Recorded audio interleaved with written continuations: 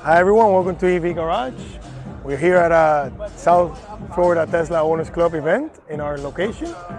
Here we have all kinds of Teslas and all kinds of electric vehicles. We had a Lucid earlier that they left. We have a Rivian over here. It's one of the very few.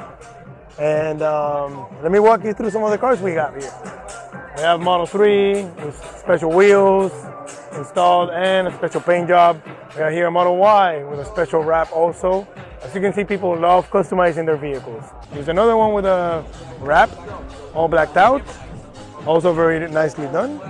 Another one with very unique colors, as you can see. Splitters. These are, incredibly enough, hubcaps.